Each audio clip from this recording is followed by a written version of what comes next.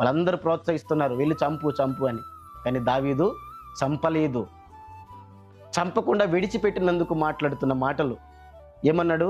దావీదు నాయన ఈ స్వరము నీదేనా అని బిగ్గరగా ఏడ్చాడు.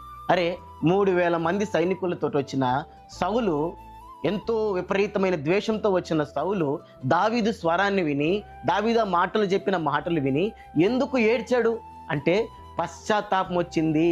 కీడుకు ప్రతి కీడు చేయకుండా మేలు చేశాడు సౌలుకి దావీదు. ఏమైంది? సౌలులో పశ్చాత్తాపం వచ్చింది. సౌలు పశ్చాత్తాపడ్డాడు. ఈరోజు మనం కూడా కీడుకు కీడు చేయకుండా, కీడుకు ప్రతి కీడు చేయకుండా, కీడుకు మేలు చేశామనుకోండి, మనుషులలో పశ్చాత్తాపం కలుగుతుంది, ఖచ్చితంగా వస్తుంది. తర్వాత ఏం చెప్పాడు ఆయన? యెహోవా నన్ను నీ చేతికి అప్పగింపగా నన్ను చంపక విడిచినందున ఈ దినము నీవు నా అపకారమునకు ఉపకారము చేసిన వాడివై నా ఎడల నీకున్న ఉపకార బుద్ధిని వెల్లడి చేస్తేవి గనుక నీవు నాకంటే నీతిపరుడువు. ఏమని సంబోధించాడు సౌలు? నీవు నాకంటే నీతిపరుడు అని చెప్పాడు. అరే ఏంటిది? విపరీతమైన ద్వేషంతో వచ్చిన వాడు నీవు నాకంటే నీతిపరుడు అని చెబుతున్నాడు సౌలు దావీదుతో. ఏం చెప్తున్నాడు? ఏం పొందాడు చెప్పండి దావీదు ఇక్కడ? శత్రువు ఎదుట మంచి సాక్ష్యం పొందాడు, కీడుకు ప్రతి కీడు చేయకుండా ఉండడాన్ని బట్టి. అదే కీడుకు ప్రతి కీడు చేస్తే దావీదుకు సౌలుకి ఏమైనా తేడా ఉంటుందా? ఏ తేడా ఉండదు, ఏ తేడా ఉండదు. అతడు దుర్మార్గుడే, ఇతడు దుర్మార్గుడే. కానీ ఇప్పుడు ఏం పొందాడు దావీదు? నీవు నాకంటే నీతిపరుడు, మంచి సాక్ష్యం. తర్వాత ఏం చెప్పాడు?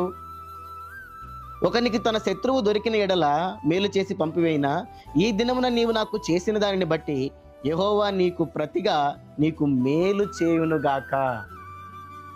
ఏం చెప్పాడు? మేలు చేయునుగాక. ఏంటిది? ఆశీర్వాదం. చంపడానికి వచ్చిన శత్రువు దగ్గర, విపరీతమైన ద్వేషంతో వచ్చిన శత్రువు దగ్గర చూడండి దావీదు పొందినటువంటి ఆశీర్వాదం. చూసారా? శత్రువుని మిత్రునిగా మార్చింది ఈ విధానం, ఈ క్రమం. కీడుకు ప్రతి కీడు చెయ్యకపోవడం, మేలు చేసి బాధ అనుభవించడం, అన్యాయముగా శ్రమ పొందడం.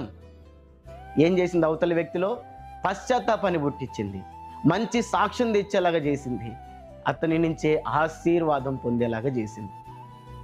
మరి ఈరోజు ఇదే కార్యక్రమాన్ని మనం చేస్తే ఎందుకు మనం ఇతరులలో పశ్చాత్తాపాన్ని పుట్టించలేం?